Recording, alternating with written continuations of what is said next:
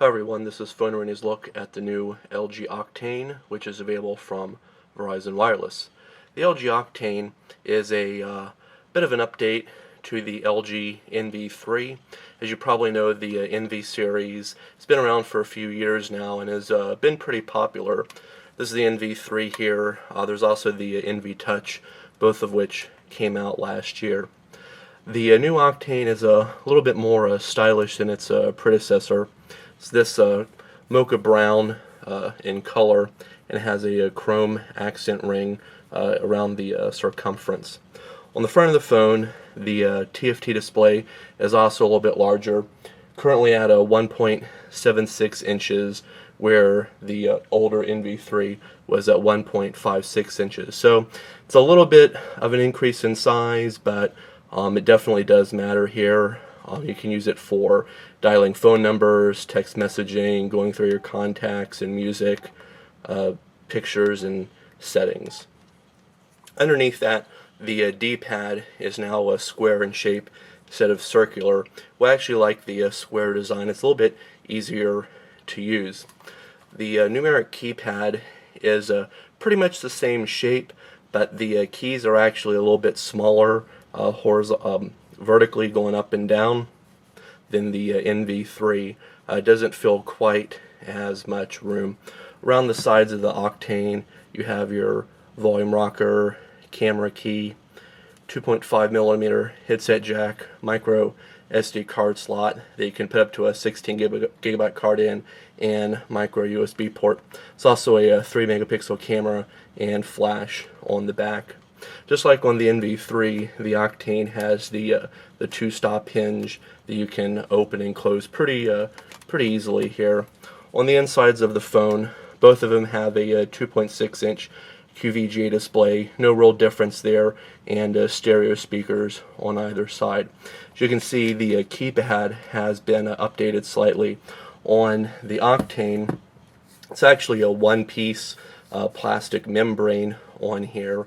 There's also not very much relief from the keys, and there's not a lot of space between them. So because of this, it's pretty easy to press several keys at one time, and we did have this happen on occasion. On the NV3, however, you can see the keys are actually completely separate from one another, and there is some space, so it does give you a little bit better typing room on here. So between the two for typing, we definitely like the keyboard on the NV3 better. There aren't many changes in the software on the LG Octane.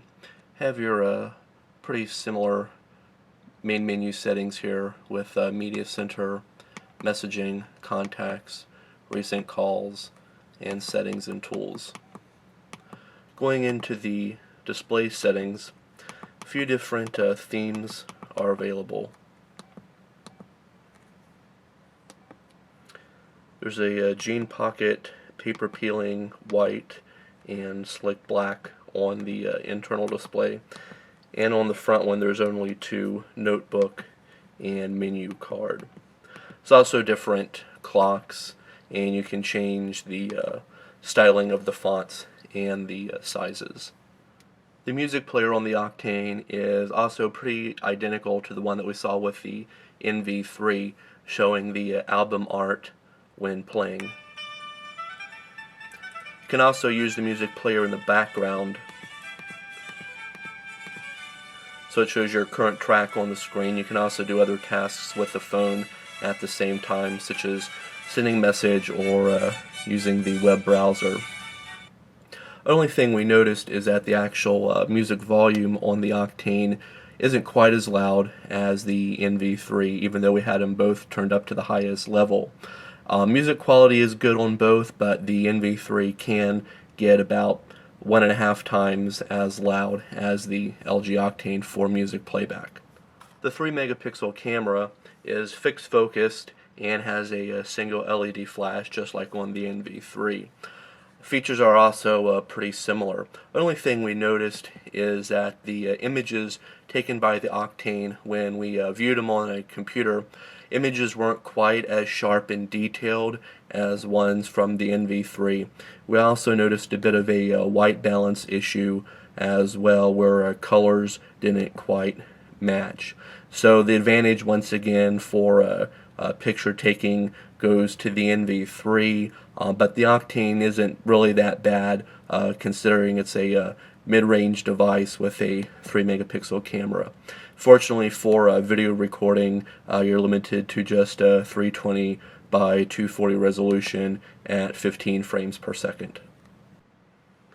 Here we have the HTML browser loaded up on the PhoneArena.com website. As you can see, several of the images and flash files aren't loading, which is to be expected.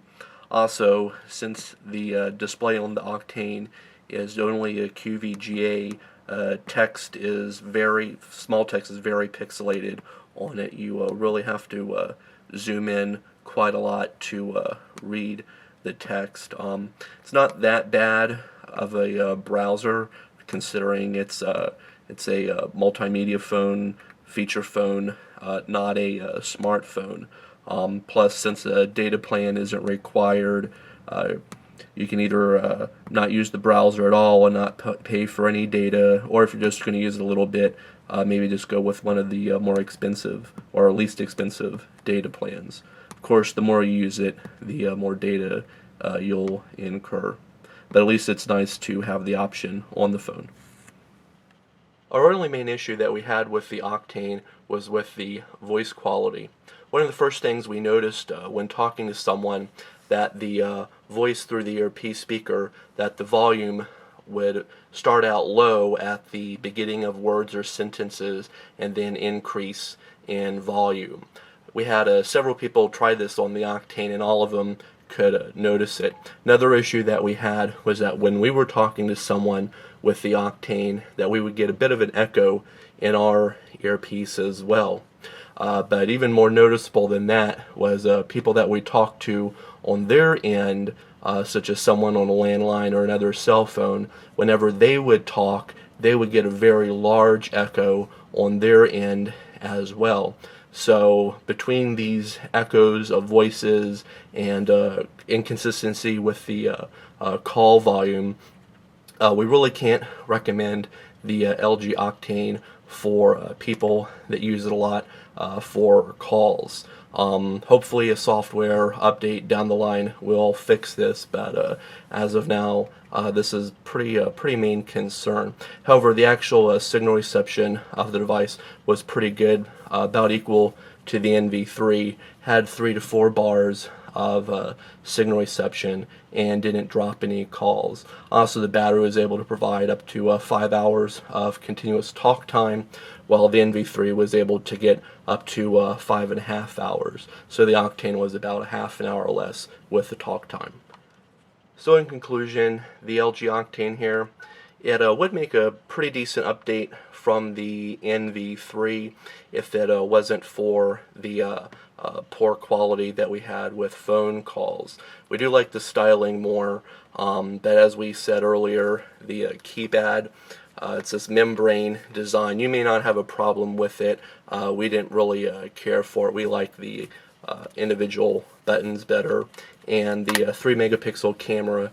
The images on the Octane aren't quite as sharp and not quite as good colors as what you get from the NV3. So at this point, we'd say try the Octane for yourself. If it sounds good to you and people that you call on it, then go for it.